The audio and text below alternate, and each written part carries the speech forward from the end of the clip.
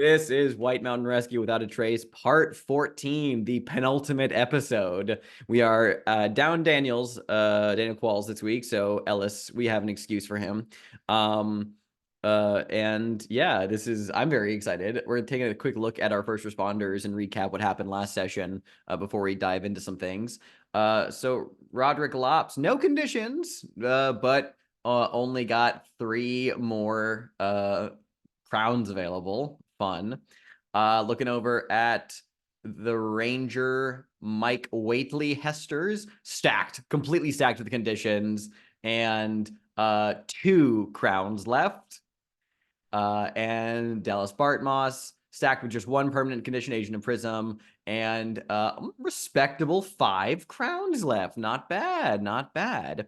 So previously we had begun the mountain rescue, getting to explore a bit of the life of our first responders prior to finding out that from Ellis that Hank McBride is actually still alive. He never died during the night of Verdigris. He was taken to the other world and has been held there as a captive for some time.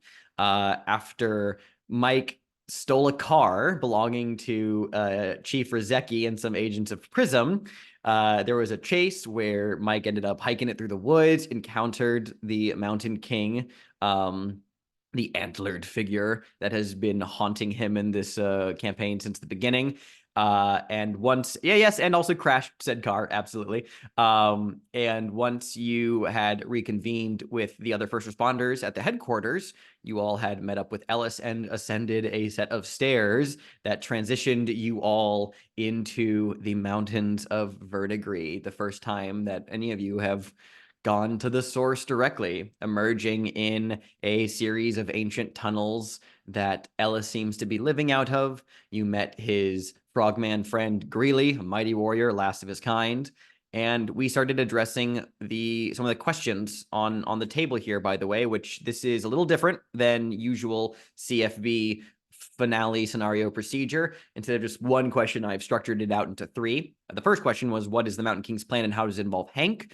You all had used those clues to determine that there is sort of a god war that is actively going on between different dimensions. This Mountain King has actively been fighting against some other entities as well, and winning, it sounds like. And a current battle hinges a little bit on Hank because Hank had exposure to some of this other god. I believe it was the Drowned King was the one that was the seaweed crown one, and had exposure to that. And so the Mountain King has been kind of tapping Hank for some of those purposes involving in that war. You unlock the second question, which is how can the Fortress of Verdigris be breached? What is the Fortress of Verdigris? You haven't seen it yet, but that's what the next question is. Answering that will allow you to access the interior, and the third and final question will be yours. So I believe that's kind of the state of everything. We're going to get real wild and crazy today. But before we do, I have a little side thing I'm gonna read off here. Imagine, if you will, on the television show that is White Mountain Rescue Without a Trace, after the recap section, there is cut to black, and then for those who've seen What We Do in the Shadows, the original short film, the New Zealand documentary board kind of introduction of just this old style intro animation, but with the Prism logo of the white scaling triangle that cascades out into a series of colored bars, some funky synthy music, just ba ba ba ba, playing, and we see a very corporate looking man in a suit and tie, combed over hair, looking into the camera with a broad smile, and he's saying, hello and congratulations. If you're watching this presentation, that means you've been approved to begin training as an entroponaut for Prism, the Paranatural Reality Investigation Sector. What's the M stand for? That's classified. He winks at the camera.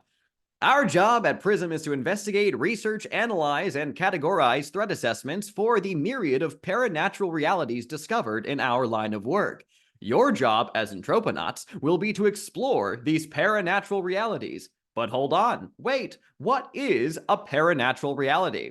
In the mid-1800s, American scientist Atticus Whateley proposed the idea of a proto-reality, an alternate dimension of near total darkness and protoplasmic creation, filled with powerful entities that really, really do not like us. This fragrant void, as Whateley named it, is an astral realm that appears to underlie all of creation, and has formed a crucial part of our understanding, or comparative lack thereof, of the powers at play in what we perceive to be existence. How do we make sense of all this? Well, optical theory was proposed in the early days of Prism to provide a structure to this chaos. Imagine, if you will, a glass prism floating in a black void. I need you all to make sure that you're like imagining just like animations that are accompanying this, and like, yeah, exactly. It's very much Dino DNA. Dino is exactly what we've taken is yeah. It is very after school special meets the Dino DNA presentation from Jurassic Park. Yeah. He says the presenter says yes. So imagine a glass prism floating in a black void. The black is the fragrant void, and the prism is our perceived material plane.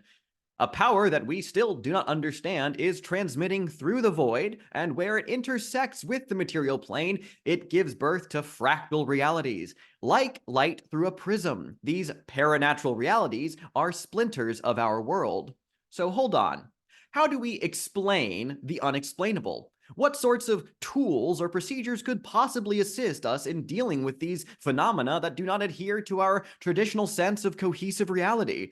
I think one of our boys down in the labs can help you out with that one. Smiles at the camera, and then it cuts over to like a shot of an Asian, yeah, young Asian man, maybe like mid to late 20s, in like a lab coat and like a shirt, holding like a coffee mug in front of him.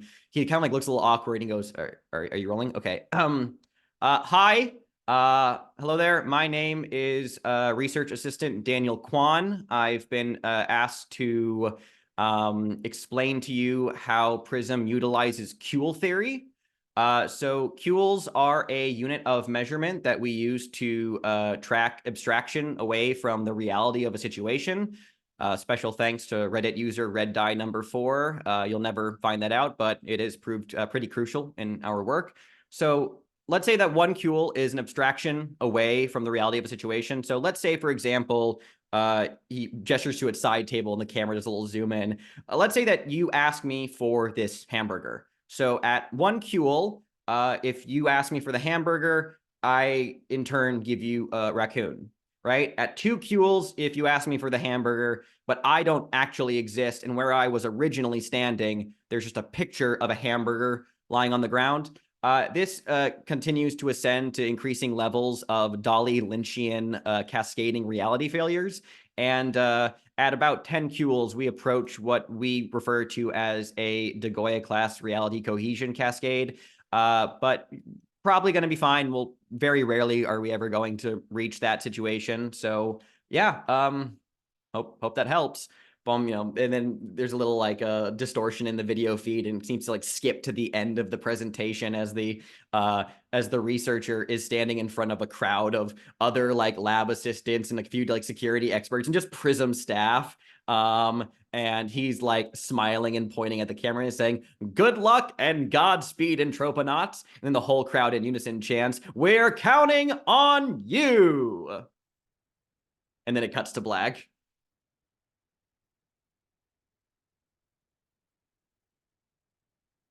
So, where we left off. That's fine. I'll give you guys a moment to calm down. Fucking, I just dropped the video game controller. I don't. What is happening? I don't know. So, when we left off, you all had transitioned into the Mountains of Verdigris. We see the three of you emerging from a crack in an immense cliff face under a surreal green sky, lightning rumbling in distant thunderheads. This immense cliff towers over the surrounding landscape as you're emerging out into this swamp, it looks like. There's a thick haze in the air, like really powerful humidity meeting like a greasy fog. There's a strange smell that vaguely reminds you of like peppermint and rotting meat. It's a strange combination, but it's very faint. But it does set off those kind of distant reptilian brain prey responses of like bad, bad, bad. There is a cluster of small wooden buildings on stilts, kind of built up against this cliff face, hidden amongst the dense foliage of this steamy swamp. And there are people here. You've had this explained to you by Ellis that there is a village hidden here in the other world of survivors like him. He doesn't exactly really get along with them all too well. He kind of mentioned that they're not really willing to help. They're kind of isolated, but he still like lives adjacent to them. He's not on the best terms with them, so that's why he's not presently with you. He's handling some other tasks while you guys like venture out, and he's doing some preparation work. Do we think Greeley joined you guys, or is Greeley still with Hank?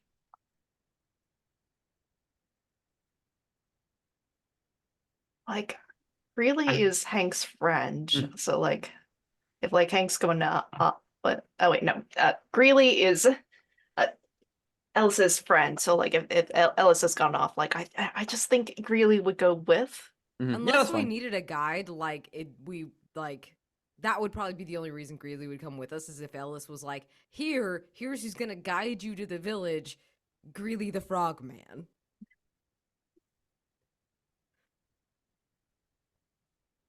I defer to your judgment because I'm fine either way. Yeah, let's bring Greeley along. Yeah, why not? Sense. Why not? You need a guide. Oh, that's right. Rybitski is here too. Oh God. I keep forgetting he's here. Yeah, well, that's the point of Rybitski, is you need to forget that he's here. That's the whole reason I hired him. I think now, like, we're gonna come out from this crag, this astro crag, if you will. And I think Dallas is gonna stretch. You're gonna hear like multiple pops, like like a string of glow sticks all being cracked at once, and goes, I think a break is in order, don't you? Pardon? Well, if I may be so bold, Mike, you look like shit.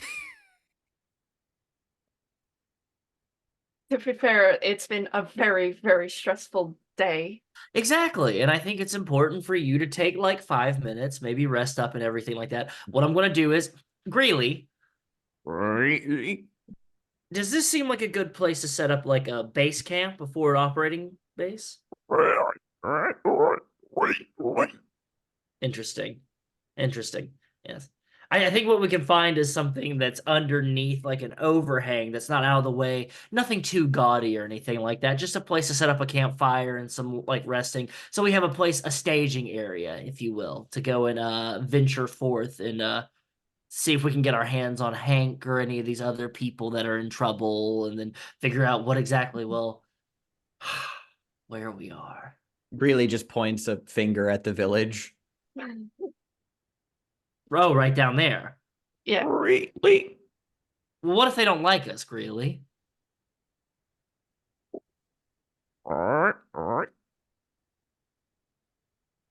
Fine, Greeley. But we will be making a base camp eventually, okay? You can't just because you feel like you can keep hopping forever and ever and ever doesn't mean that the others don't need time to like rest and recuperate. You and I are built different. And Greeley just begins to waddle down towards the village. Rybitski leans over at you, Dallas, and kind of whispers to you as the group's walking. Do you actually understand that thing, sir? No, but it's fun to play along. It's kind of like a Han Chewbacca kind of thing, don't you think? Yes, sir. As I mentioned, there are people here in the village. Like there seems to be a fair number of residents in this hidden swamp village. Let's paint the scene, everyone. The villagers all look human, but what odd mutations are starting to show?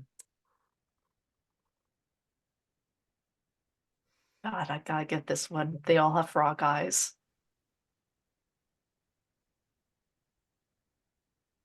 Some are starting to have horn or antler-like protrusions growing out of their foreheads.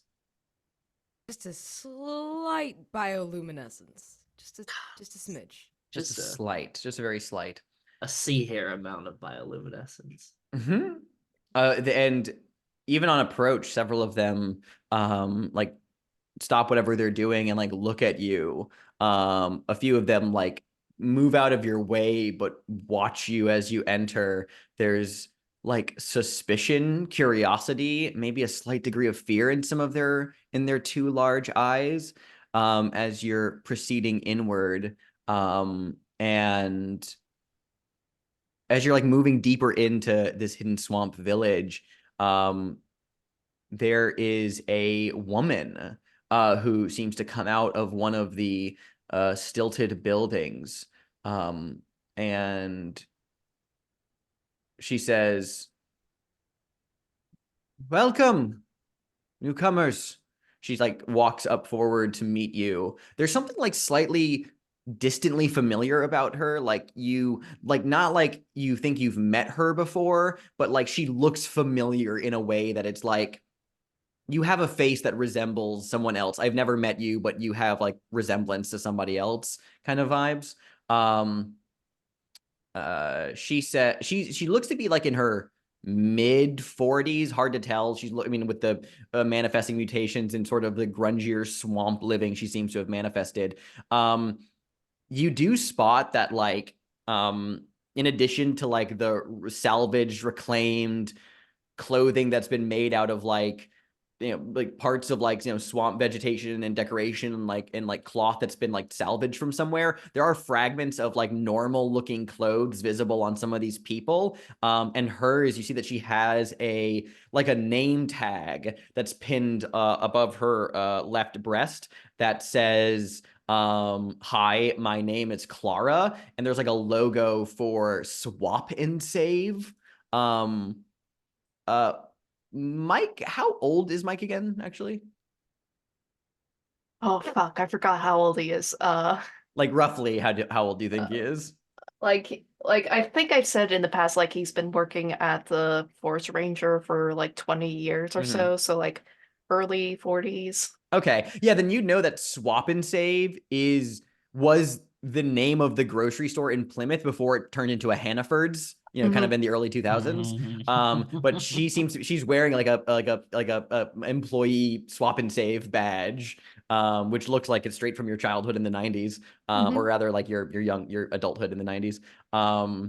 And she just says, "Welcome. Are you newly visited?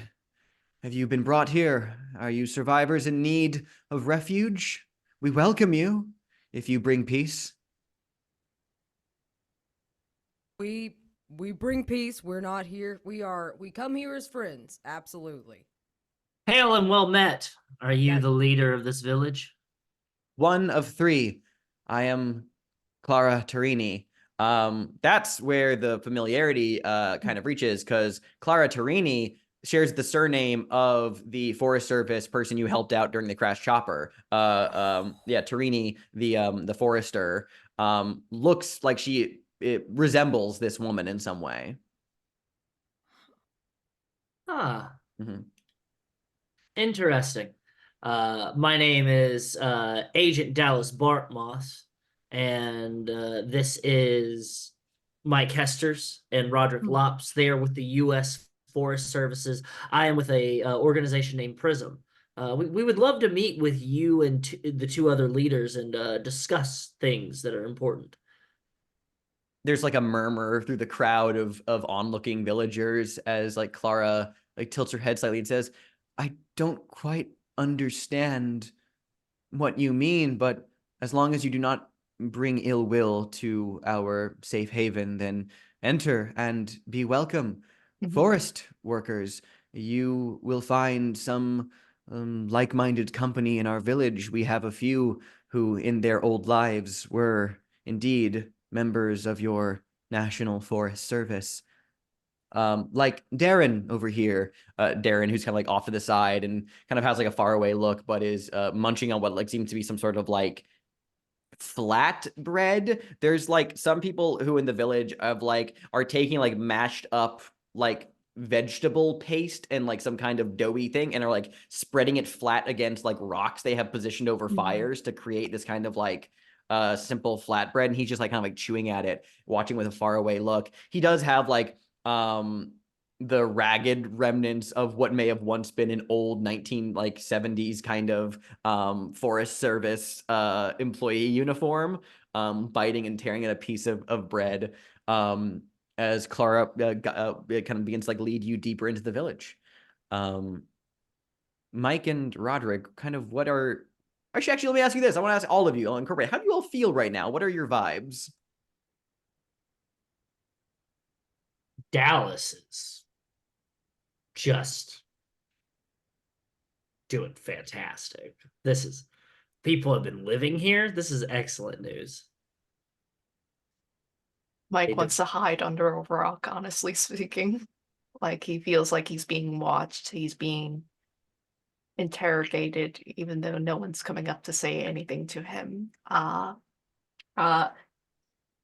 The fact that he has both the eye of the director and prey as conditions, I she's just like, he's so stressed.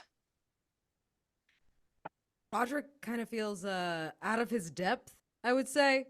Fully out of his depth. Like, this is so weird.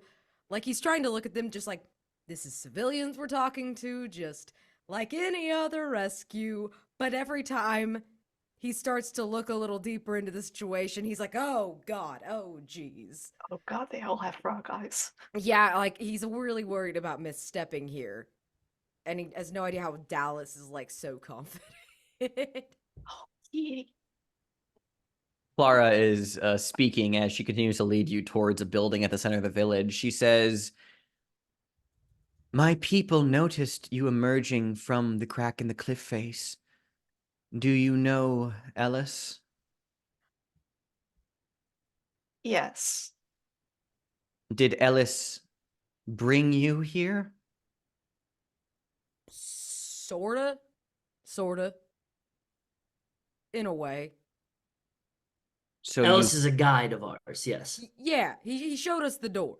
her How's mouth that? forms kind of like a thin line, but she doesn't say anything for a minute as she continues to walk forward, eventually bringing you to this building, which seems to be kind of like the village's equivalent of like the town hall, like a council space.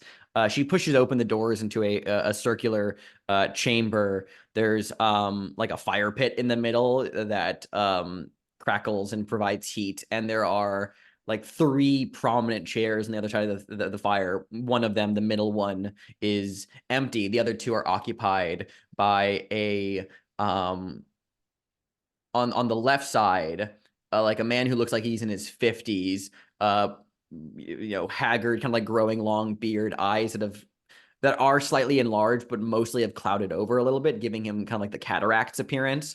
He has like hard lines in his face, like calluses on his hand. And then on the other side is what looks to be an 18-year-old girl. But her long hair is kind of like flat and hangs in kind of like sheerly in front of her face, down over her shoulders. She's a little pale, and she has very beautiful green eyes that don't seem to be frog mutating like some of the other villagers. But there's kind of this like otherworldliness about her that you can't quite put your fingers on immediately, as Clara enters and assumes the 3rd empty seat. You stand before the village elders, it would seem. And it's Clara who says, "Here we may speak, and we will discern. what your purpose is here, and if there is indeed cooperation that can be found between us. As I've already mentioned, I am Clara, and these are the other council leaders. This is Dawn. She gestures to the 18-year-old girl who just, with a single slow nod, and she gestures to the other one, and Stephen. Stephen doesn't make a nod. It doesn't even like look in your direction. He's kind of staring off into space. But his ear is more tilted towards you. You actually get the idea that he is blind. And he just clutches like a gnarled wooden staff. As Clara continues, she says, "We are not exactly on the best of terms with Ellis, not for any direct slight against us, but we find him to be reckless." Indeed. But these are reckless times, and sometimes reckless people are needed. But I can assure you that we three are quite the opposite of that. We're well forward thinking, well thought out. Volunteers, you would see. We understand the gravity of the situation in some ways, but we understand that our role in this is ultimately small, but we're trying to do the best we can. That's one of the main reasons I do what I do. And what reasons would that be that brought you to these mountains? Well, there is a force that is starting to make its way from here. Well, not starting to, but there's a force here that's making its way over to the other side, to the natural known world, the explored world. I'm working on different names for it. The differences between the two are staggering, and so trying to find branding for it is. It's Dawn who speaks up with that kind of like far away otherworldly stare looking at you, Dallas. She says, "You speak of Carnonos, the antlered king." You know him. There's a mirthless chuckle that escapes Clara's lips. And she says, "There are none here who are not at least familiar with him, young man." So, do you... All right. Pardon my bluntness. Dallas is usually the person sort of negotiating stuff. Do you know where he lives? Do you know where he is? Where he keeps prisoners? That kind of thing. Stephen speaks up. He has a voice like gravel and motor oil, as he says. Very Tom Waitsy, yeah. Yes. I can't quite do a Tom Waits voice, but I'm just giving you the impression of, imagine he's played by Tom Waits. He just says, "The fortress of Verdigris. We know of it, but it is a place of death. You would be wise to stay far away from it."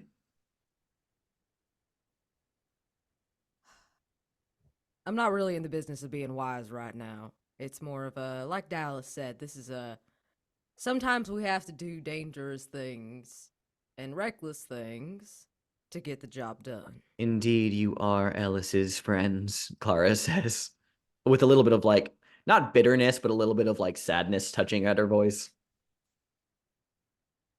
I do want to make it clear that understanding your position of how you live here and everything, not trying to upset the balance of what you have going on, we can be out of your hair if it's going to cause any problems for you and your ilk. We're just hoping to find a sense of direction, a way to go, or any other kind of handy help that you might have with Carnonos and his hunters.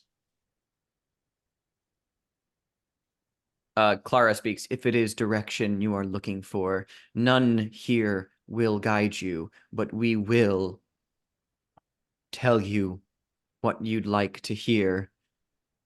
You will be solely responsible for making the journey. You must understand that we all have suffered the tortures of Carnonos in his dungeons, and we all have escaped and found peace in our new world. We will not exchange that peace for any form of danger. That is why we are here. Surely you have smelled and seen the haze present in our swamp domain.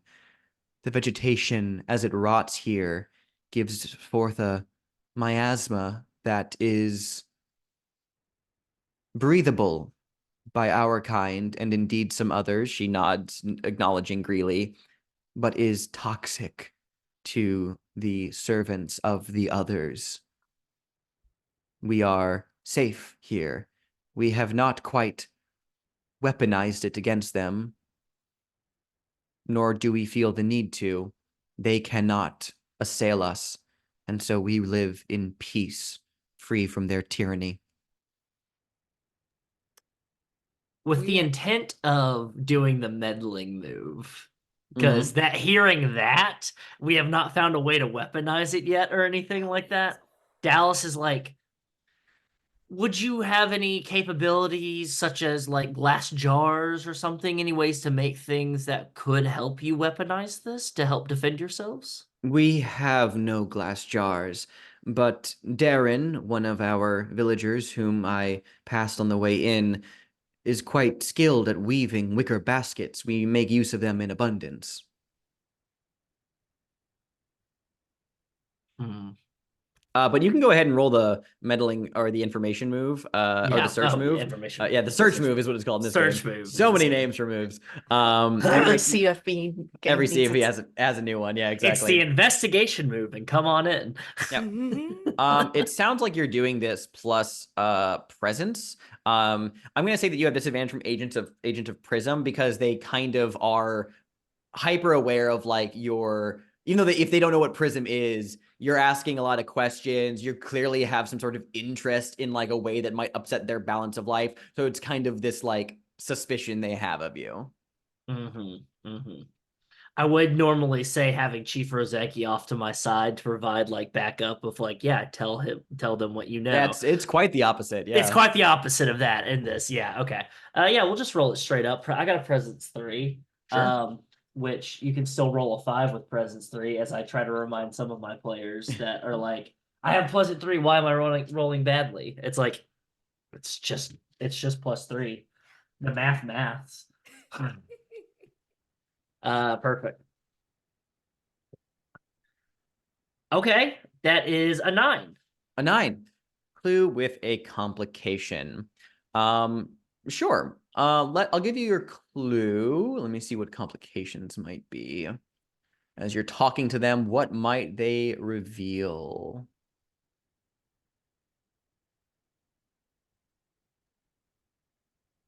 Actually, this follows quite well in the line of questioning about directions. They tell you, pointing out, through, past where you came, and she kind of explains the lay of the land. Clara tells you that if you leave the village, through a certain place, she says, if you walk for some time, you will come across a clearing in the forest of bronze. There are strange markings in the trees. They are this realm's cardinal directions. Use those to orient yourselves. So that is your clue, a clearing in the woods with strange markings indicating direct cardinal directions. But she explains to you, and this is the not a capital C clue. This is just information for you to utilize. That beyond the swamp, there is this place called the Forest of Bronze, which is what she mentioned, and there is a road that goes through the Forest of Bronze. You'll know it when you see it. She doesn't really extrapolate further than that, but at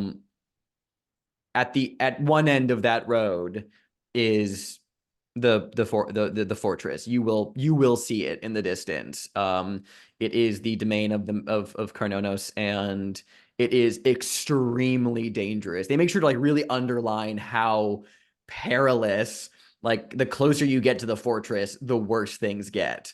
So that is in that direction, an impenetrable fortress atop sheer mountain cliffs on the other end of the forest of bronze. Very otherworldly. It's like we're in this is really like Conan meets Flash Gordon meets Neverending Story. There's a lot of weird stuff happening here, and very Henson Dark Crystal vibes as well. Yes, and Elden Ring. Like, it's all Yeah, this... huge. Yeah, just let that hodgepodge live in your creative brain space about like what you're getting into. Fabulous. Yeah. As for your complication,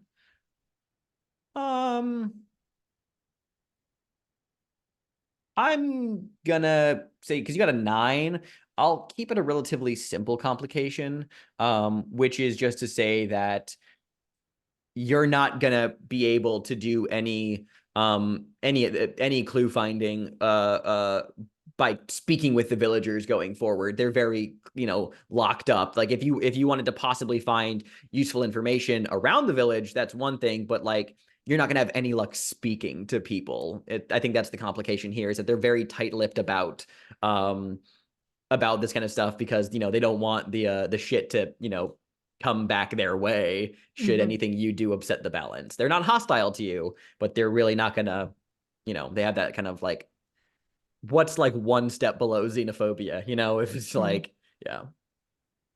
So that's your complication. Good.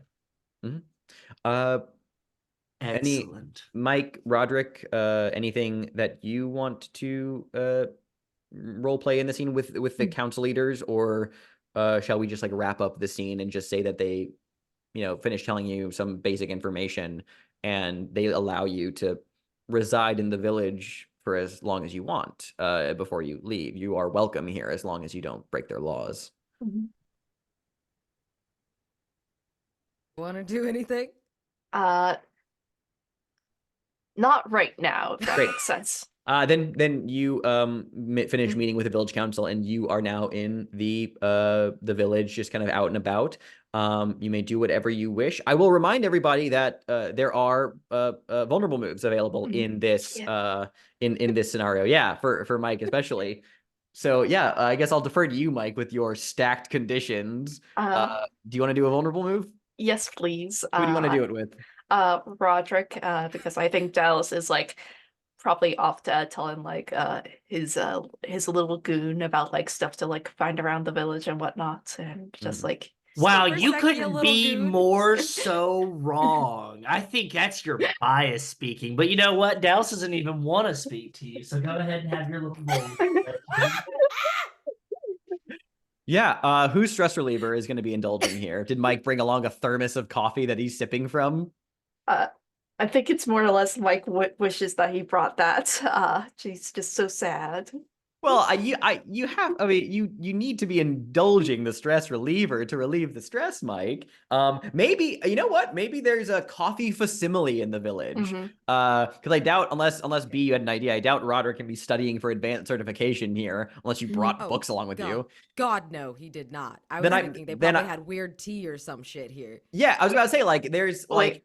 I lied. I forgot that something in my personal items. I do have a coffee thermos. Oh, there you go. So like you have some coffee, and like I guess like this scene will have like focusing on Mike and Rodrick like walking around the hidden swamp village, various people, and yeah, there's food, there's like some weird smells, some kind of very bitter smelling steeped drink that's clearly not coffee, but it smells powerfully caffeinated in ways that only coffee addicts can recognize.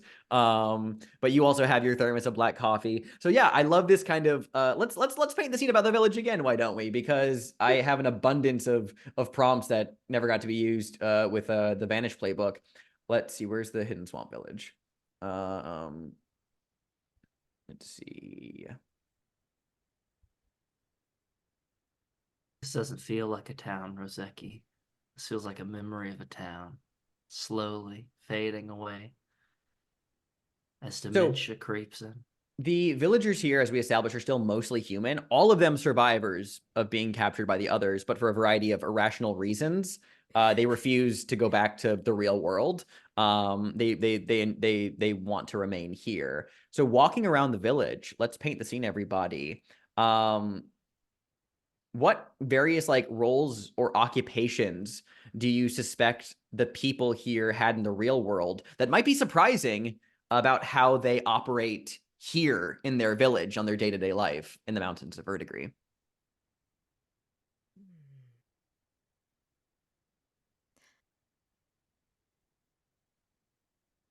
I think one was a programmer, like an early programmer, you know, the kind that had to feed the paper in. Mhm. And that they've actually like now they're like a sort of a scavenger cook, like that they've figured out how to make some of this like that weird bread, make the not coffee. That's where they've ended up.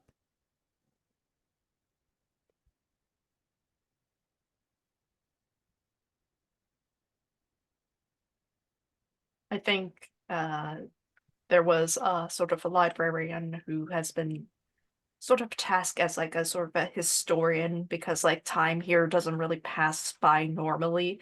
So like moments need to be recorded and because like reeds and like fabrics are pretty decently common around here. Like I think that there is like this big sort of quilt with various colors been woven into it representing the history of this village. There's a crudely carved wooden statue in the center of a village of a woman with a vacuum cleaner and a broom, and there's a child on a papoose on her front and one on her back. That signifies a town hero that was able to assess and clean up and kind of help build this whole community and get it started to what it is. Her name is Marielle, and that's all they have is just Marielle, our hero, on it. And you can pick and choose what you want from that, but you know.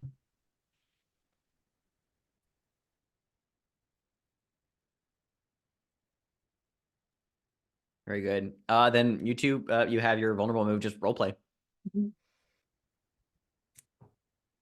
Rodrick. Hey Mike, how you doing? Uh, not great. Yeah, that tracks. That tracks. We're kind of in a fucked up swamp in another reality, so you know, that's fair. Do you think that they don't want to, that they, that's the reason why they don't really like Ellis is that Ellis wants to go back to our reality. I think they're just scared of him. Honestly, I don't think they don't like him. I think they're scared of what he might do to upset this tenuous little balance they got. Same reason they're scared of us.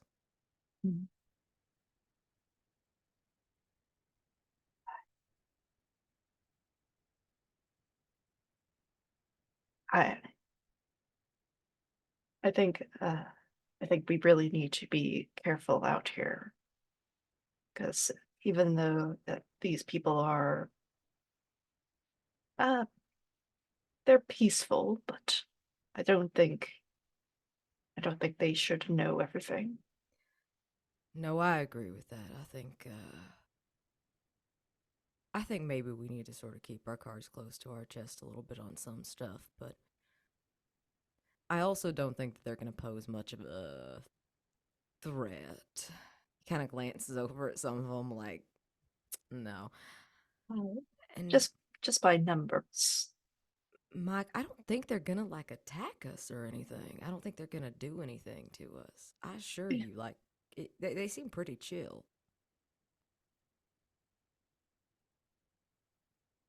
You- I can see it's in their eyes. They're watching our every move. Yeah, because we're the newest people they've seen in probably 40 fucking years or however long time works here. Mike, it's okay. I know this shit's pretty crazy, but we're gonna be okay. Okay, it's a strong word. You are gonna be as okay as the rest of us, and no one's watching us that wasn't watching us out there. Okay? And if they are, I mean, fuck, what can we do about it? I just need you to be on the same page as me, Rodrick. What page are you on, Mike? I think I'm a whole chapter ahead on this one. Like before, when we were in our reality, it felt like my mind has been scrambled. Here, I feel like I'm already 2 steps ahead in the problem, and I'm just so very, very stressed because, like, my brain is in a place where I am currently in constant danger, and I can't tell from here what from my eyes and my ears and my nose and my mouth. My senses fail me. Rodrick puts a firm hand on Mike, the opposite shoulder of Mike, trying to be comforting. Of course we're in danger here, Mike. And I don't know what the hell we're in danger from. We were in danger over there. And if you're 2 chapters ahead of us, I would love for you to catch us up.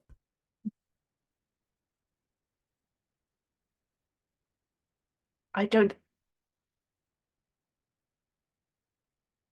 think I understand what's going on here. I think because like I have not seen anything like this before. Are you using your move? Yeah. In the middle of a vulnerable scene? Yes, because I want to get as many clues with the least amount of risk as possible.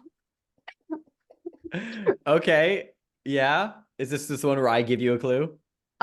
This technically, because once per rescue, you may either find +1 clue, and you have to describe it when it makes it slightly odd, and it cannot answer the question by itself.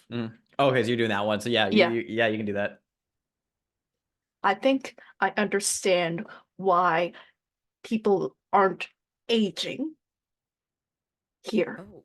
I understand why Ellis remains the same, because like Ellis has some sort of like connection that keeps on going back, so that's why he stays human. Okay. Time travels backwards here.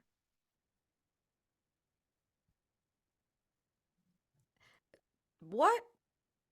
You That- see it in their eyes. They're all most of them have frog eyes. Yeah, I did notice that. I thought that was a little And odd. I've seen really like being very comforted around here. Like this was his home, because it is his home. Because the people here are going to be turning into what really is. Oh. Because they are his ancestors. Because time travels backwards, and Mike is having a freak out. Okay, Mike, we are not going to stay here long enough to turn into frogs if that's what you're worried about. Okay? We're not going to do it. I don't think Dallas wants to either. So, we can leave whenever you need to. You look over and you see Dallas is standing talking to Rybitski, and a ball bounces over near Dallas. Dallas looks down and then picks it up and rolls it back over to this little frog-looking child, and the frog child just doesn't pick it up and runs off. And then Dallas just goes, "Oh," just like oh. Oh no, poor Dallas. Yes, I'm specifically the wording that the clue is Mike believes that the village is turning into frog people. This may not be canon or not. This is just what Mike believes it. Yeah, that's a fun clue. This is what I believe. Interesting. I'm not sure if I cleared any conditions. I was about to say, keep the scene going if you wanted to actually Yeah. clear a condition. Yeah.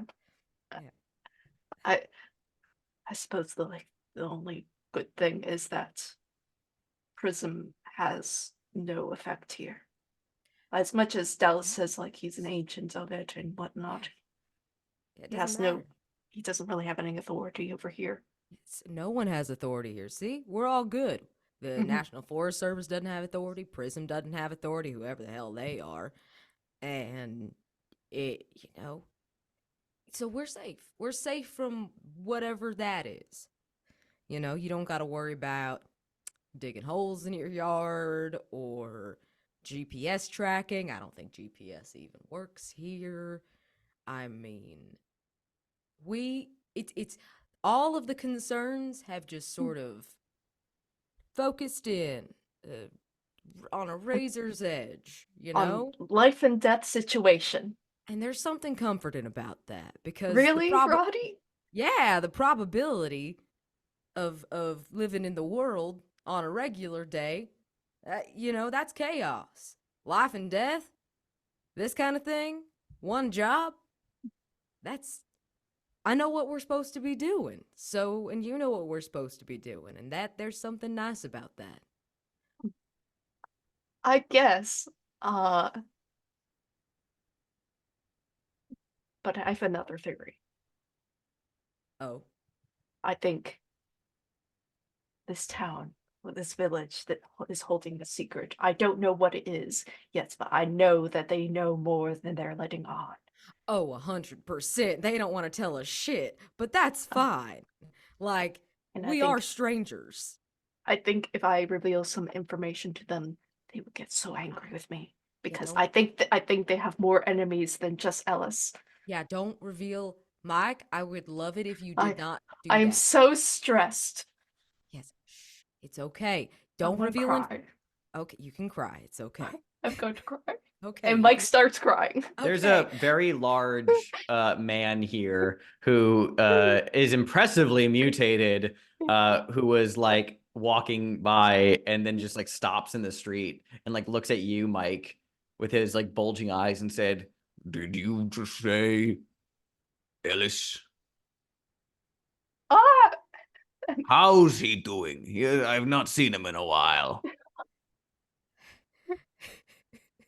Oh, no. He's doing good.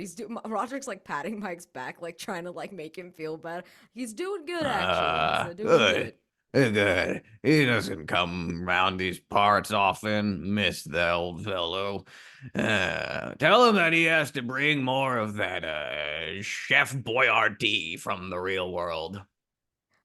Noted. I'll get that Yeah. message back to him. I have no inclination to go back, but SpaghettiOs stick in my brain, and it just is a comfort in these troubling times. You know what? I understand. I think we both understand. We'll get that message back. We'll see what we can do. I'm Kenton. Kenton, Rodrick, Mike, and it looks over Dallas. Verzecki? I don't think I ever caught that cat's name. So, when were you two grabbed? Just now, honestly. Ah, shit. Yeah. It's a bitch out there. Well, you'll settle in. It's not too bad here. It's better than the alternative. What's the alternative? Oh, going back to the real world.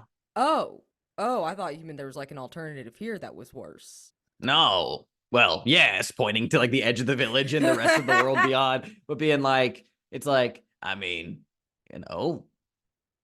look, I think there was a time when I missed home, For a while, it was just constant fear, fighting for survival, trying not to be taken again, I mean. But then it all faded away, bit by bit. Truth be told, it's not that I see anything wrong with the old world. I just don't really remember enough about it to feel the need to go back. You know what I mean? Roderick is so worried that Mike is right. Like he's he's like, oh god. He's like nodding like, yeah, I can see how that might make it make it harder. Others like Darren are just scared shitless, and don't get me wrong, the council, they do good work, but they're really, hard hammer bias against the real world. You know, lots of us are just pretty, not lots of us, plenty of us are also like that. But like folks like me, a few of us, we're just like, we don't really care. You know, it's just a thing, you know? A lot of people are scared of going back. Some people think that this is better. Others, like myself, are just like, all right, hey, I don't have to pay taxes. You know, I have a nice job. Well, not that I get income or pay, but it's, you know, the work I do is nice. And, you know, yeah. Excuse me. Frog in my throat. Yeah, you Yeah. make it sound pretty nice down here, honestly. You're kind of selling me on it. It's not so bad once you get used to the smell. Yeah, that sure is, you guys got a unique thing going on here. It changes. It changes. Yeah, we call it the seasons. You know, time doesn't really work here. Yeah. You meet the council, right? Yeah, you went in the council building. Yeah, we talked to them. Oh, you know Dawn, the 18-year-old Yeah? one. Yeah, she was grabbed in '78. Gee, when were you grabbed? Never ask a man his age. Oh, all right. Sorry. It's all good. All good, all good. No worries. I don't hold a grudge. I mean, what's the use? Yeah, no, it's weird here, but Sorry, I'm talking your ear off. Oh no, we appreciate you. I gotta take this bundle of sticks to the communal fire. So, you know, hey, if I see you, I'll see you. So, hey, you know, bye. See you around. He walks away Alright. and just kind of like leaves you two alone. I love Kenton. Let's jump over to Dallas. Yeah, I feel like if you, I feel like you may have cleared a condition there, some way, Mike. Which one were you thinking? I'm the eye director. Makes sense. Makes sense. Yeah. No, like that. Did you also want to find an extra clue, or did you want to talk about, you know, past more? I figure it's going to be clue, right? Because yeah, it's gonna be clue because we need them clues. Sure. Let's see. Then I'll let you two. Yeah, you can have some kind of clue you noticed in the. It can either be like true to the move. It's like a flashback to something that happened like another time that provides a clue now, or you can just be a clue that you found here. Let's jump over to Dallas, and then I think we'll take a break. Dallas, yeah, while that was all happening, you've been kind of mixing around with Rybitski. Rybitski, who's kind of got his eye on the place. What are you kind of like, what are you up to? You're muted. Okay. Yeah. I think after that interaction with that child, Dallas is like, I'm over it. Just like is like keep an eye on the place. I'm going to move to the outskirts. I want to check out this gas a little bit more. But yeah, I'm going to investigate the outskirts and like the gas and stuff like that. Just kind of see like what kind of defenses they have going on. Are they completely like relying on the gas? Like what kind of like technological advancements do they have in the village? Or is it literally just that one guy, Darren, who knows how to weave baskets? Is like their whole infrastructure is based on him and his baskets? Like that, like I love that. Is that. Yeah, you know, we can do another search move. Why not? This one will be plus reason. It sounds like you're analyzing the defenses and kind of walking around the perimeter here. No disadvantage from Agent of Prism, though. Got it. I will go ahead and do wet weather gear. Makes sense. Very soupy and swampy. Yep.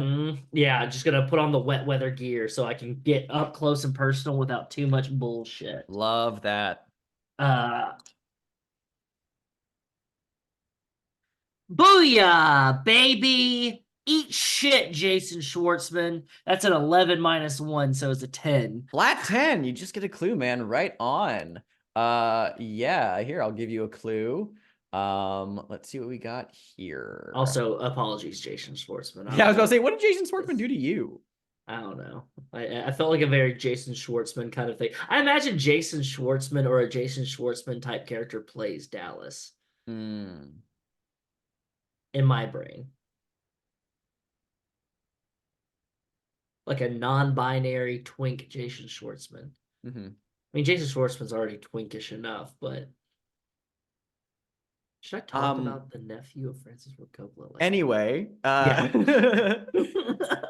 your lowercase c clue, just the info in general. It seems that the village's defenses are entirely reliant on just the fact that this the gas that's released by the vegetation that rots in the swamp is toxic to them. Like they don't, maybe they're maybe like a half submerged, like wood analog sharpened like pole here and there, but there's not like a fence. There's not. They seem to really just be relying on the fact that this is like tucked into like a nook of this swamp, and the others can't really get here anyway. And it's probably hidden deep in the swamps that way, but there are no external fortifications.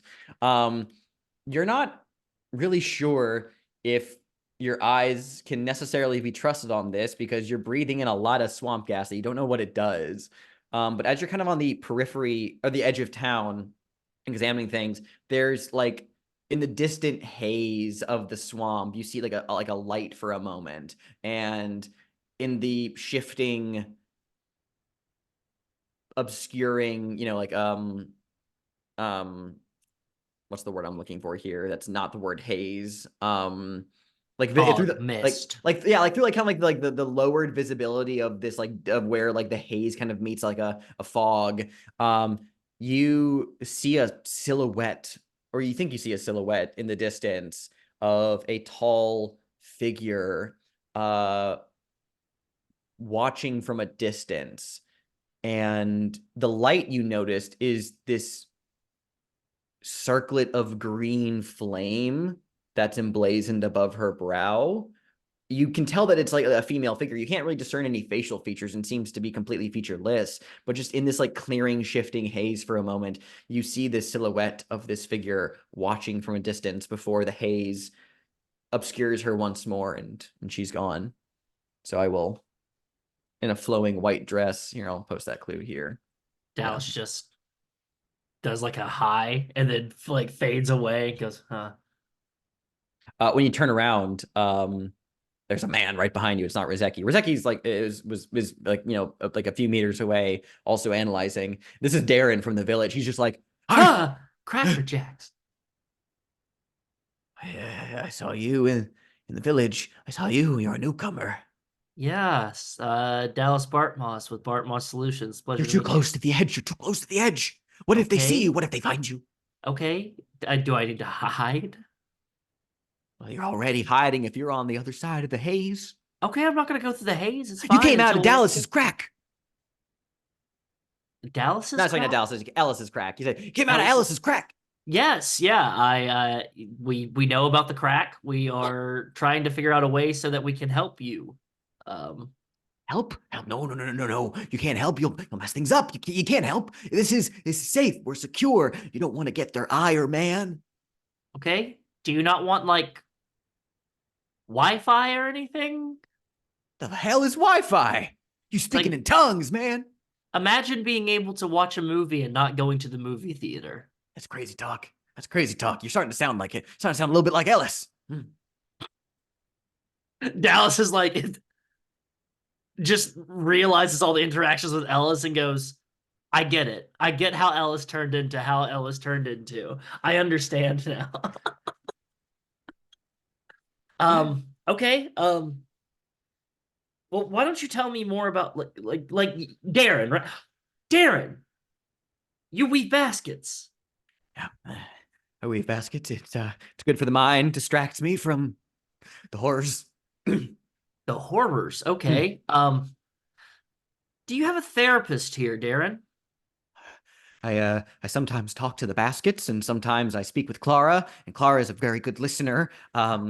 I was never really into that, hippie mumbo jumbo Freud stuff, but it's good to have someone to listen to you from time to time. If you've Oh, Darren, yes, no, through Ellis's crack, we have far surpassed the elementary mind sciences of Sigmund Freud. I'm gonna tell you, not everything is a penis. I think that is the perfect line to go to break on. Perfect line to go to break on. Let's take 10 and we'll come back and continue this odyssey into Verdigris. All right, so before we move on, I believe Chaotic wanted to do another vulnerable scene, this time with Dallas, if Wes is down with that. The village is, insofar, the only safe location in for sure in the Mountains of Verdigris to do these in. So might be wise to squeeze an extra one in for sure. Wes, I assume you're good with that.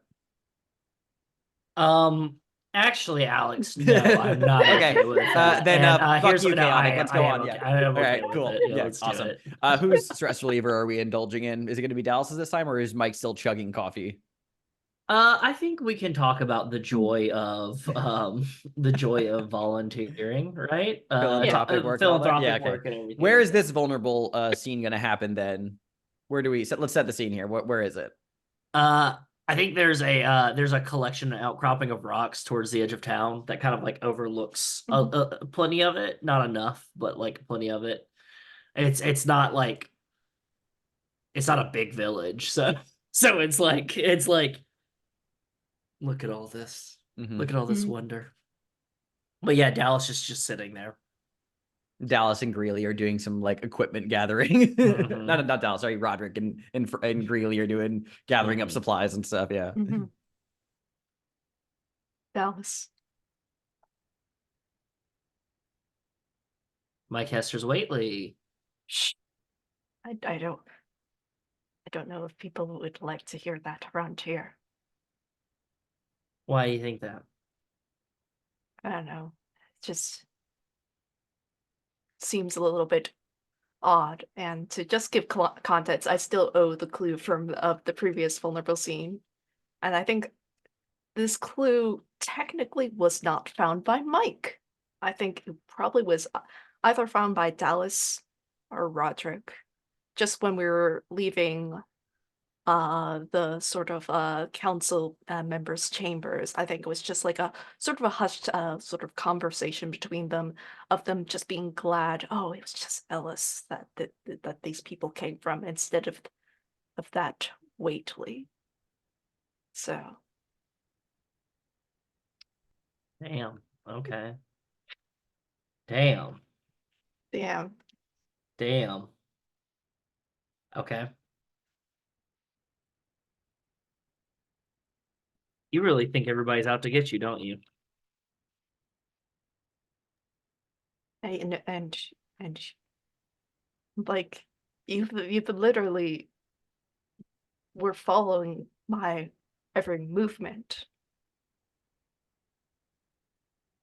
Not to get you.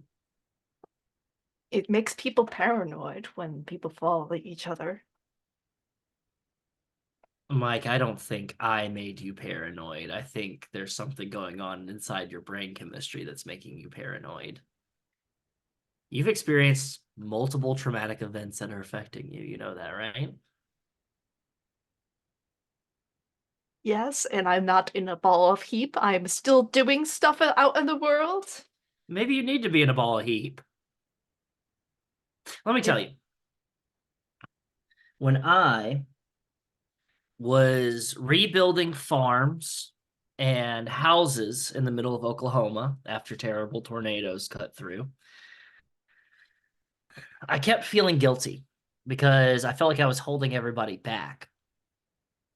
I would get mad at myself and I would punish myself in ways. I wouldn't let myself enjoy the food I was eating. I wouldn't let myself shower. I wouldn't let myself, experience comforts that I was used to out of guilt of what these people were dealing with and how I wasn't doing enough to help them. And then after about 4 days, a friend or an associate pulled me aside and said, Dallas, you smell like shit. You look like shit. You haven't eaten anything, and I can hear your stomach grumbling from over here. It all looks like shit. And I said, well, how dare you? I'm doing my best, especially with all these people who are suffering. I can't focus on all of these things. And he said, what's the point of you breaking your back and killing yourself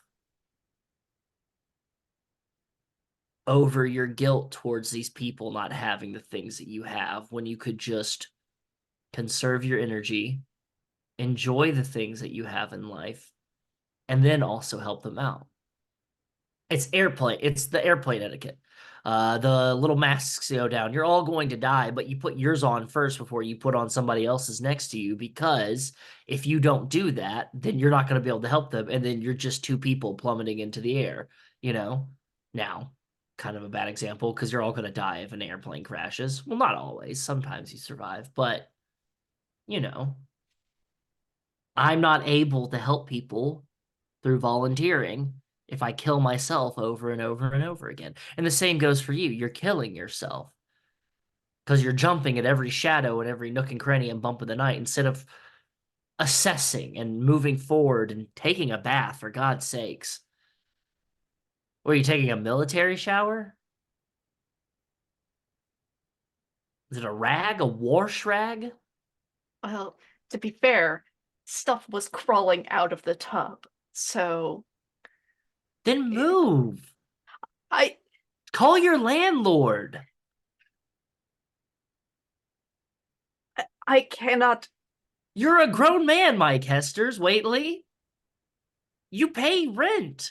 Tell your landlord to fix it or you're going to move. That is a breach of your lease. Stuff crawling out of your bathtub. What are you, a Ninja Turtle?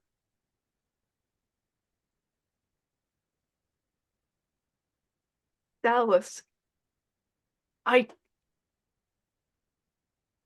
you have more money than God. You have the luxury of being able to move.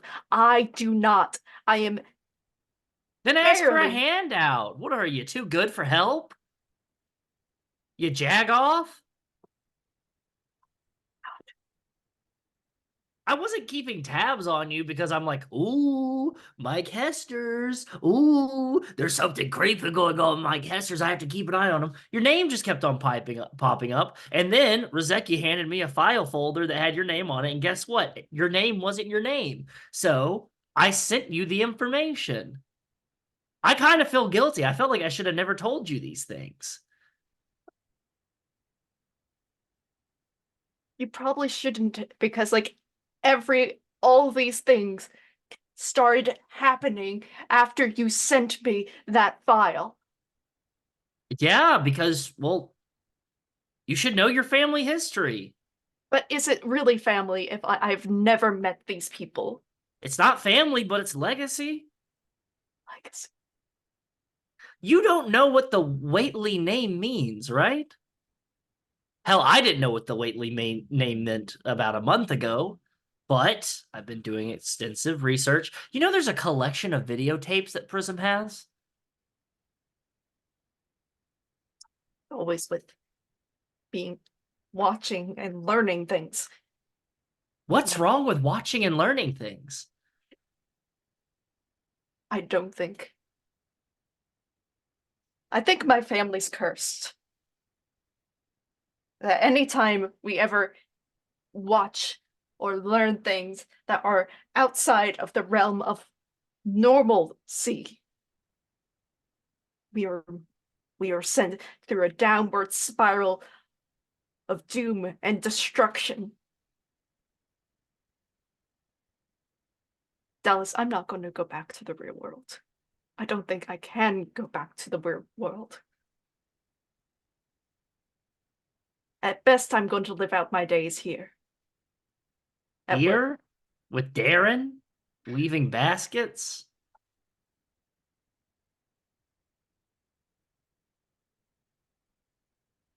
At least let me build a working water source for you all or something. Like, I was just thinking it. Like, look at that. Like, there you could have a well right over there. There could be a filtration system that keeps all the gas away from it and kind of accumulates it and push it out so it forms like some kind of like mist wall. So you're not having to put up actual barricades. You're not having to disrupt the ecosystem of the place, but you're cleaning out the air for the people here and you're pushing it towards so it keeps all the bad stuff out. Maybe some filtrations, some gas mask filtration units, rudimentary crossbows and things to help people hunt for game. That's Don't tell me you're going to try to Last Samurai this thing or Dances with Wolves it, though. You're like, I'm Mike Hestors Whateley, and I don't belong in the real world, so I'm going to come over to this place, and they're going to teach me their ways, and then I'm going to help them succeed in a glorious battle where most of them die, but I got the girl at the end. No. That's just It- Avatar. Yes, that's dumb shit. This is more or less. Pocahontas. Yes. Dances with Wolves. Yes. Last Samurai. Yes. White savior bullshit. I am being hunted for sport. And We all are. We've seen the men with the golden antlers and they're hunting the boars and stuff like that. Mike, you're going through a lot. It's okay to take a break, but you have to realize you're not going through it alone. You've got me. You've got Roddy. You got Rybitski. Rybitski walks by. Hey. Just I think this is the first time we had a goddamn reasonable conversation. and you're mad about it. It's better than I've been in the past couple weeks. Good. Let's keep, if you want to keep having these conversations, we can. But please think before you settle for a place that doesn't have a toilet. Okay. You can be crazy, but at least you'll be crazy with a bidet. I think that's good to cut it there. Not everything's a penis, and it's better to be crazy with a bidet. Yes. Dallas Bartmoss weighs, the collective wisdom of Dallas Bartmoss. I'm crazy, but at least I'm crazy with a bidet. Very good. You make This is something I've said to myself multiple times when I'm insane and nobody understands me and everybody hates me. And I'm like, God. wait, I'm crazy, but at least I live in a time period where I have a bidet. You make clear prey, Mike and Dallas. You get to decide a clue for this scenario. I'll let you think on that. So Rodrick and Greeley scrounge up some additional supplies that they can find around the village. You all stock up and begin to head out of the village. Last chance for any interactions, if anyone had anything they wanted to do with any of the villagers. Otherwise, you can set off into the swamps and the forest of bronze beyond. I just want to make a note that Rodrick is also pretending that he understands what Greeley's saying. Really? Yeah, man. Really? Yeah, you know what? That was a good idea back there. I have to say, it was. I'll tell Dallas. Really? All right. We're either making him feel very comfortable or just causing irreparable damage. Yeah. One of the two. It's extremely hard to tell if Frogman's getting pissed off. He hasn't stabbed us yet, so I think we're good. Frogman got nards. Frogman got nards. You leave the hidden village through the directions given to you by the council, and after a arduous hike through the reeking swampland, the terrain begins to shift. Ever present are the strange alien skies of green clouds, distant lightning that illuminate strange masses of rock or other large gargantuan shapes that just drift seemingly far away from wherever you are, until the terrain changes to what people called the Forest of Bronze. You can see why it's called a forest, but it's not really a forest. There are these twisted bronze structures that vaguely resemble trees, limbs, roots, and trunks, but there are no leaves on any of their boughs. Small bronze underbrush and vines with brittle metallic leaves, and indeed a road of black glass that leads to the fortress of Verdigris, a tall, spindly castle on a mountain cliff with no visible entrances except for large arched windows in the high towers. Lightning in the distant background, the mountain itself looming over the forest. It seems both miles away and imminently close. Let's paint the scene. What alien flora, strange fauna, or bizarre phenomena do you witness while navigating the otherworldly forest?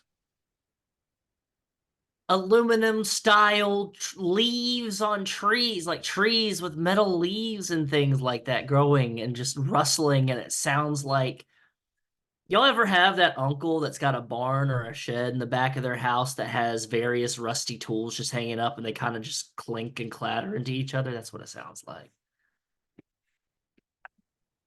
I think amongst like these trees, like swinging from branch to branch, is even more plants, quote unquote. They're about I think about 8 feet tall, with very long sort of limbs, holding with each branch swinging, and like they have like this sort of very see-through like bulb top where it looks like you can capture people in. Whoa. I think that it's still swampy, right? There's this. It's still kind of. You're coming out of the swamp and like it's Okay. entering this new like terrain of this place. Yeah. Okay, so I think that on the ground you see the shimmer just from the light of webs covering holes and what looks like a massive trapdoor spider's burrow. Terrifying. Yeah. You are all hiking through the forest of bronze, the fortress of Verdigris in the distance. How are you navigating? Like I said, there's that road of black glass and a lot of terrain and a lot of weird stuff. Are you following the road or are you staying off of it? Like, kind of paint the picture here for like how we find our first responders moving through this alien forest. I mean, if Rodrick had his rathers, they would be following the road the same way you follow a river, like Mhm. off to the side, not on it. Because on it just feels so vulnerable. It feels like we're just like, hey, we're over here. Come get us, big predator things. So that's his vote. I don't know what everyone else would want to do. You're muted. Right off the beaten path. Yeah, I think Dallas is allowing Rybitski to do like Overwatch. And Dallas has like the crossbow out and it's just like keeping eyes off to the side and everything.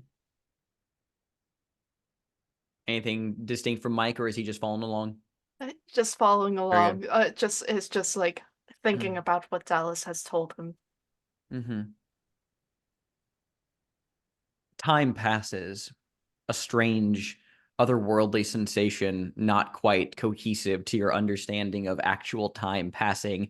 It's like a fugue state, but also being completely lucid for it. Hard to explain, very disorienting, especially as you grow ever closer to where the thunderheads swell and the fortress looms on the mountain.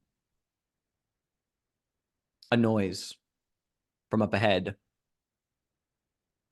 A patrol of the others.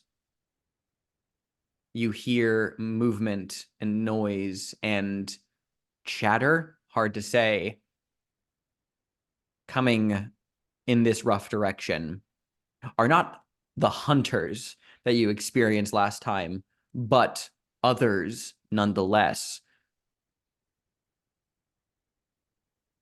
Some of them look like the wood devils, kitted out with armor and ornamental vestments like high priests carrying a palanquin, atop of which is a creature, an alien horror that just undulates and sits, and from at least 7 different mouths pipes at a flute that hurts your brain.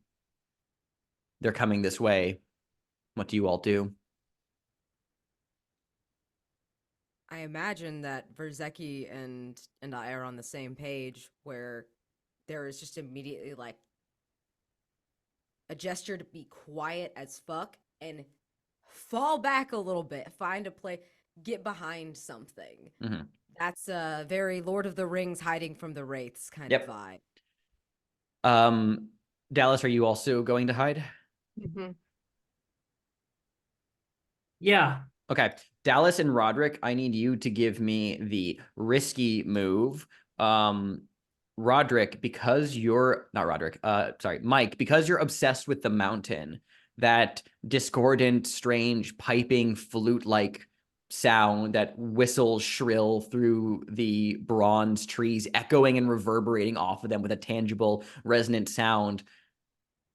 It is, to carry B's metaphor, it's like Frodo's trance when the ring wraiths grow near with the ring, Oh present, no. of just like a calling. It's going to be the dangerous move from you. What are you afraid of happening here?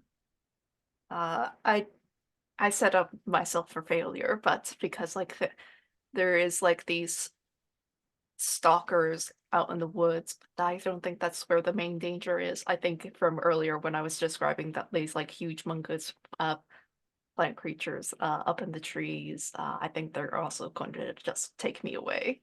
Oh yeah, it's worse than that. This clarion call that is being patrolled through the woods is going to reach deep into the marrow of your bones and fundamentally reverberate against part of yourselves, and Mike Whateley will be forever inhumanly altered by the change that comes. Dallas and Rodrick, what are you two afraid of? It sounds like getting caught, but I'd like to hear from you specifically, if there's any specific thoughts you had on that. Losing an advantageous position is what Dallas. It's not so much getting caught, but it's what happens if we do get caught and one of these fuckers gets away. Gotcha. And what about Rodrick? I think it's very similar. He's worried about the loss of an advantageous position, but he's also worried about someone else getting captured and being used as like ransom, like a hostage type situation. Gotcha. You two can roll with either vitality or composure, depending on your approach of either, hardcore sprinting or just ducking low and being quiet for cover. Mike, you are going to roll with sensitivity at disadvantage from Obsessed with the Mountain. Wow. Yes. I have to fight for my life. Yes, you got like 5 clues for free, so I am now officially swinging the karmic tetherball back in your direction. You gotta pay the price. Pay Piper. Since I did mention earlier that I was still like thinking about my conversation with Dallas and Rodrick, I'm going to mark my harder than rock face coffee thermos because like I need something to ground me to what's real. Nothing more grounding than grounds. All right, you can roll with a flat. All right, we got a 9 from Dallas, not bad. We got an 8, very good from Rodrick. Cool. As I lose my dice.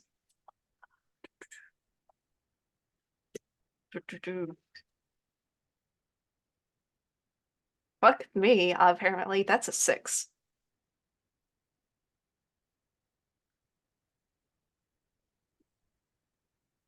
Dallas and Rodrick and Rybitski and Creeley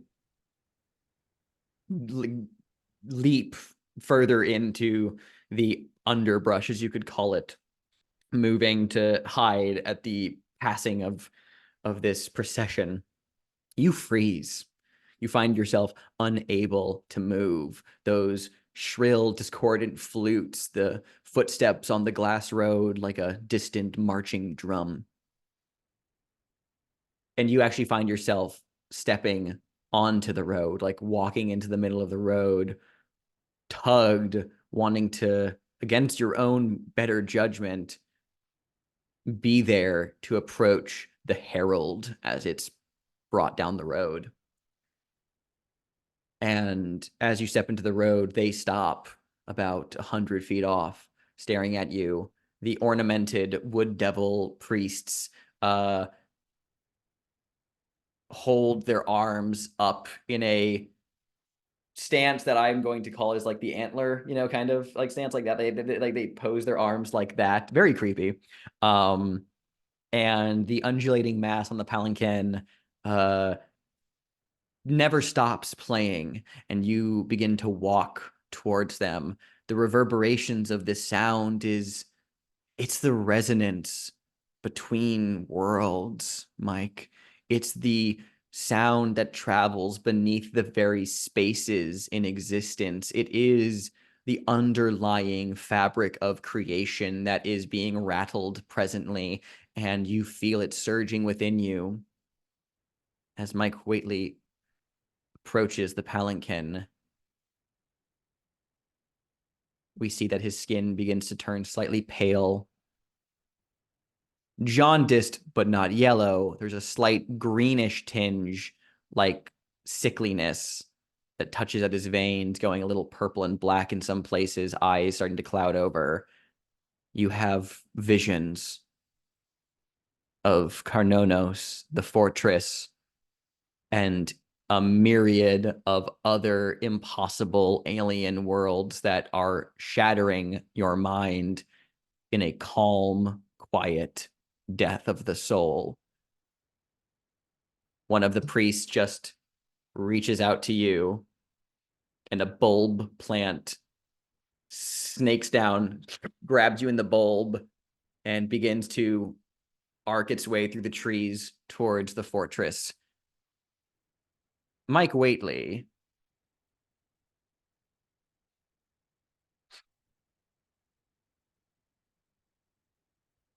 I will tell you right this right now. That is character death. That is character retirement.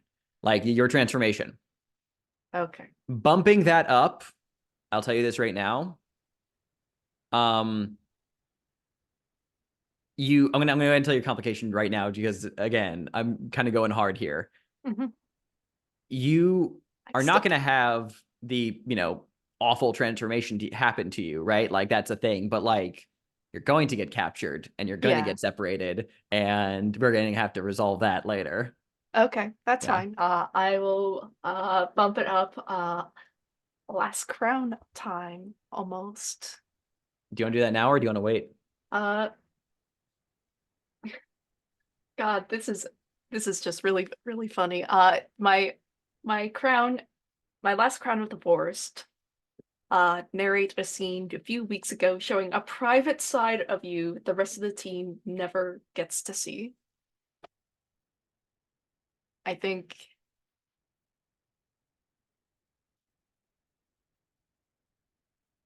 with all of like the sort of manic sort of spiral that Mike has gone on, I think he's been very keen on taking notes, where Rodrick has seen a bit and Ellis to a certain extent. And I think like he effectively has gotten like his normal cell phone where he knows like, oh, this is bugged. I need to like need to do something to like let the people I care about in my life still get in contact with me, and that I like have emergency procedures because I could die and no one would know unless they or find a body or know what anything happened. So like he's gotten like sort of like a bunch of recording equipment to like bug himself effectively. It's like that people will know that he was here, that he could be remembered, and that he could still talk to people without having to worry about like government conspiracies, without all of this about Prism. And he got effectively a voice machine, like a voicemail machine, like one of those like old 1980s style where you like have like actual video, like audio tapes you plug in and stuff. And I think that like Mike, well, we see him like been digging holes for like a past couple times. We see like the machine go off as like he misses a call from inside the house, like on a literal landline, and just says, we hear a boop. We say, uh, Mike, I just got your letter in the mail. Oh, I don't understand what's going on. Please call me. You haven't called me in weeks. Mike, I know this is all very surprising to me. I know I know that you were adopted with me. I know that we had a bit of falling out, and I know I know I shouldn't have yelled at you the last time we talked. And for that, I'm sorry, but this, Mike, call me before I have to send somebody after you. Because I will send somebody after you. You know that. And I'd rather not have a repeat of last time.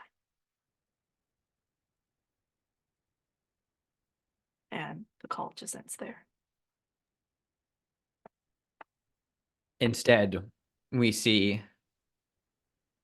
you fighting off these strange sensations, fighting back against the urge to step out into the road.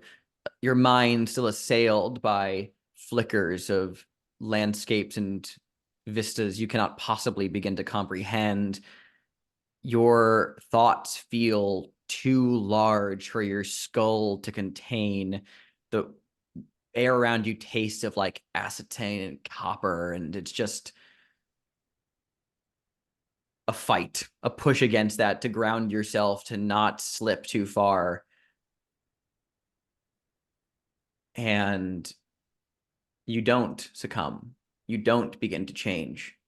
But in your internal fight, the focus to remain who you are and where you came from, you miss the plant-like bulb creature that slithers down overhead, bends over to snap you up in its translucent bulb, and begin to swing you overhead down the road towards the fortress.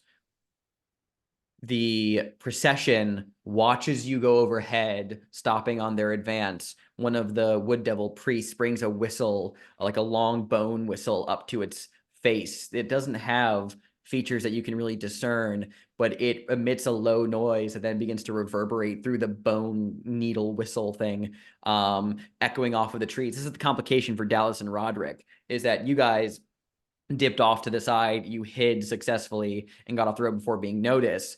But with one human being captured, they blow the whistle and you hear the sounds of animals that are not dogs that are now hunting through the forest of bronze in search of other possible prey. And I think we'll cut there. I think that'll be the end of session dramatically as these not dogs bark and begin to sniff out the interlopers. Let's do our end of session questions, everybody, and then we can go to stars and wishes. Bit shorter session today, but we will have an action-packed finale. Rodrick, did you talk about one of your many certifications? Did you share your career goals? No, I don't think I did any of that this session. Good job. I'm going to be nice and give you a point of experience so you can just advance, because you're one away from advancing. Aw, You thank deserve you. the advance before the finale, essentially. nice. Yeah, you can take an advance for free. Mike, did you impress the others with your wilderness skills? I think the opposite sort of happened. I think everyone's really concerned about Mike. Yeah, did you share your insight about the forest? In a way, you did. Yeah. Of like a maddening rambles. I'll give it to you. I'll give it to you. And Dallas, did you explain yet again why you love volunteering? Yes, you did. And did you impress the others with any of your wilderness skills? Yes. There you go. You pressed Mike. That's 2. It's 2. Very good. Can I get a level up before the end of, or can I get a level up at the end of our game next session? Right? Ain't that the way? Of just like, Ain't that just the way? ain't that just the way? Level up for the finale. Yeah. Let me bump that reason from a -1 to a 0. Maybe let this all be a learning experience for Dallas. Dallas gets a spin-off. Yep. Obviously. This is Obviously. the prequel for Dallas. Dallas went to Jupiter, and in fact, did not get stupider. You know, actually, I think I'll ask you guys before we go to stars and wishes. Do you want to actually answer that second question now, or do you want to wait for Daniel next week? I think we could wait for him. I'm down with either. I'm not. Yeah, because I think it'll be more fun if we Have answer it everyone. all Yeah. all together and then like have it on our mind, because like it'll be a little bit funky if like we Yeah, answer yeah. this and then we forget to file it next week. Fair Yeah. enough. So then I will. then we will start the next session with answering how to get inside the fortress. Very cinematically correct. As now Mike has been captured, and Dallas and Rodrick are being hounded. No pun intended. That's a lie. It was absolutely intended. Great. Well, let's go to stars and wishes. Whoever would like to go first, be my guest. I'll do it. wanna give- Oh, go ahead. Okay, I just want to give a star to Chaotic for that for both vulnerable scenes. I think you got tough and soft love from both of your people, which was great. I think that's just fantastic. Um,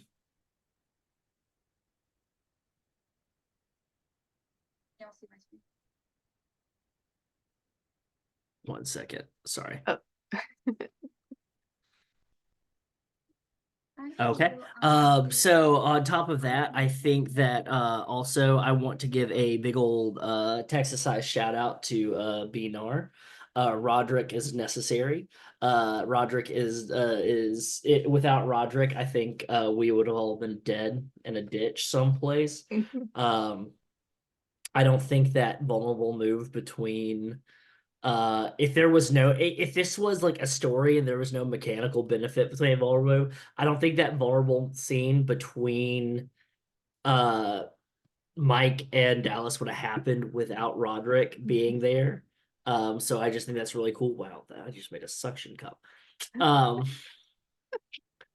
Alex Kenton is fantastic. The whole idea of like this abandoned swamp village that just has like a cashier from the 1980s, a blind man and an 18-year-old girl are the village elders of this place. Gold, all of it. I also like the idea where it's like we make do, everything we fill up. Credit is due to Daniel. He's the one who decided the identities and like details about the council. That's But yeah, so, fantastic. That's fantastic stuff. Well, you're weaving it and you're presenting it in a really fun and a great way. The idea that Darren just does basket weaving, and then the conversation with Darren towards the end of like all this stuff, just perfect sets up for me to get my little zingers in there. And you know how much I love my zingers, and so I gotta get my zingers in. And then chaotic, fantastic. Just scenes, and then all told, all of you are fantastic and great. That's where I'm at, and that's the bottom line, because Stone Cold said so. Oh my God. I mean, echoing all of that, absolutely. This was fabulous. Everyone's fabulous. I'm obsessed with the village, the concept. Alex, I really love your voices. They're all so, like, it's so easy to differentiate each NPC. Like, you don't even have, like, once I know this person and you speak as them, you don't have to reintroduce who they are when you start talking. And I just have to say, that's very impressive as a keeper. And I really, really love it. And I love the frog noises you can do. That is delightful. It's delicious. And just the vivid descriptions, the cinema. I love the pacing. I'm so excited for this. Oh my gosh. And I love Mike's very appropriate descent.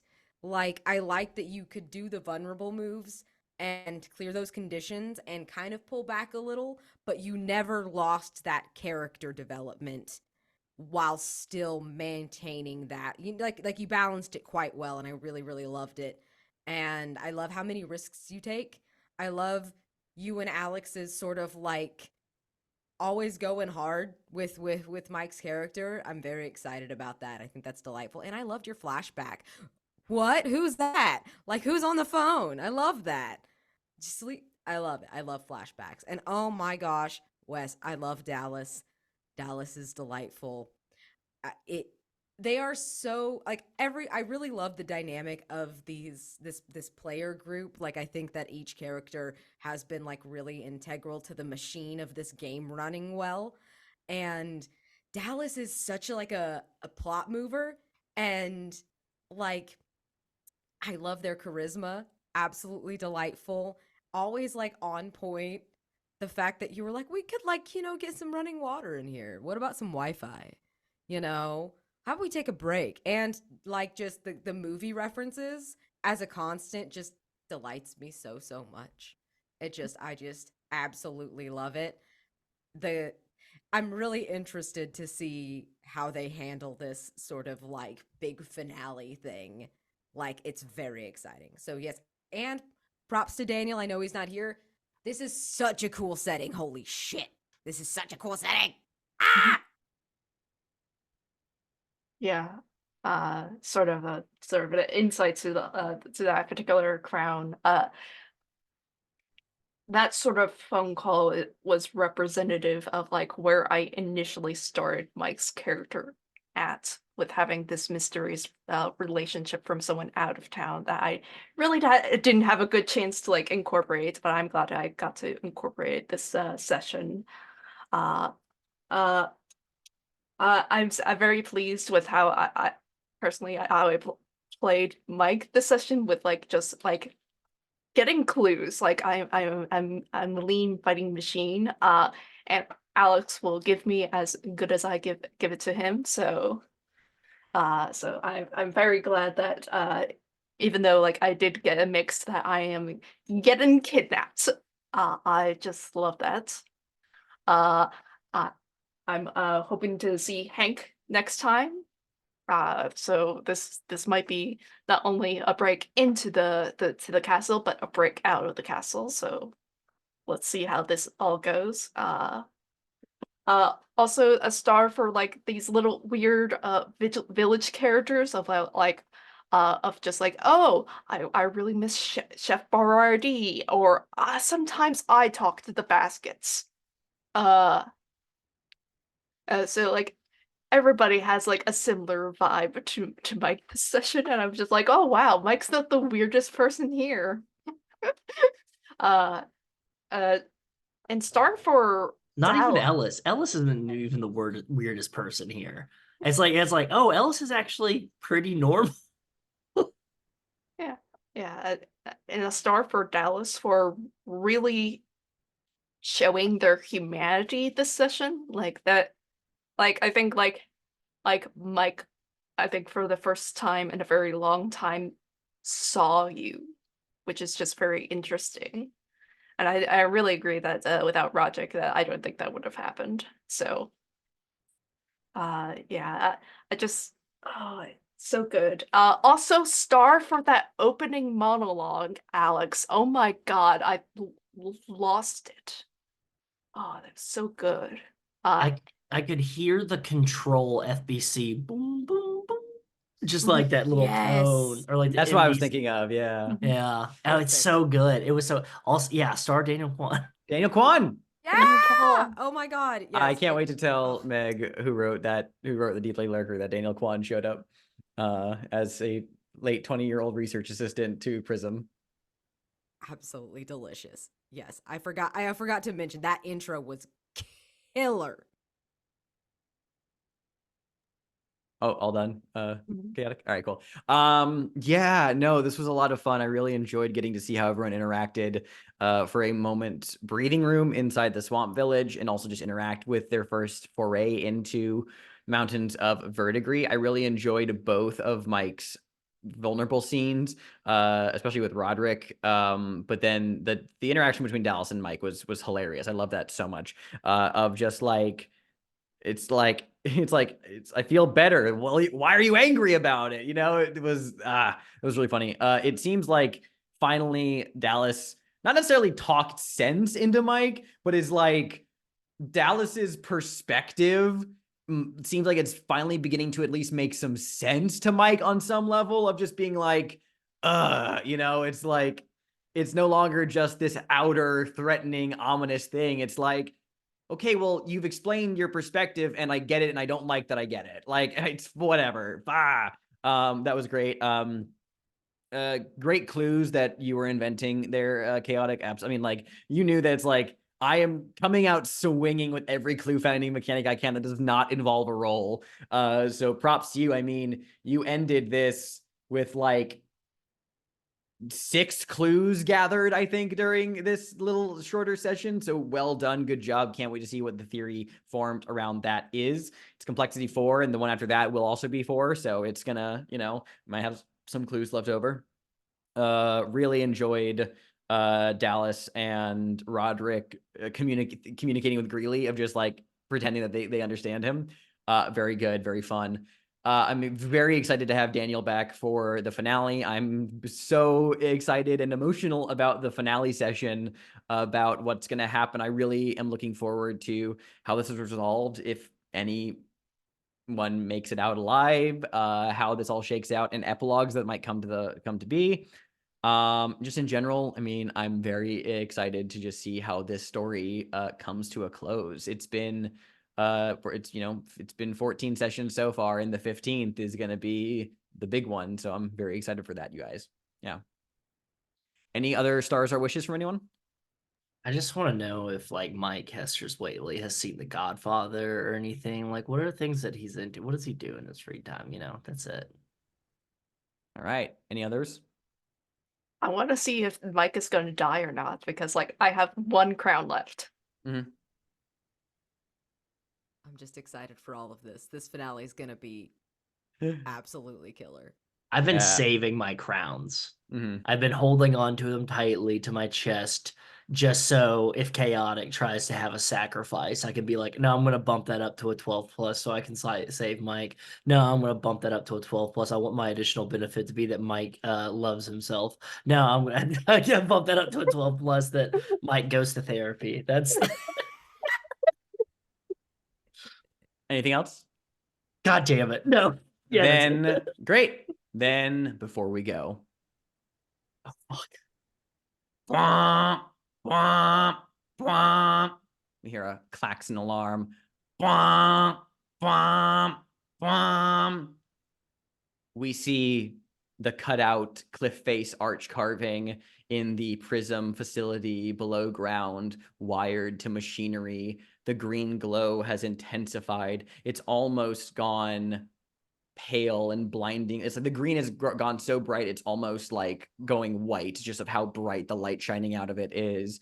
There are readings off of the chart, computers beeping, this klaxon alarm going, a gathering of prism analysts and security specialists gathered in the observation chamber. At their head is the director. And there's a frenetic energy about the place as people are rushing to and for, checking readings, checking reports, running diagnostics. And all the while, the director's eyes are dead serious, set on that stone and the light coming through it, as a security specialist next to her says, "Ma'am, I hate to push you, but we do need a response as to what news we're going to be making next. If this goes south."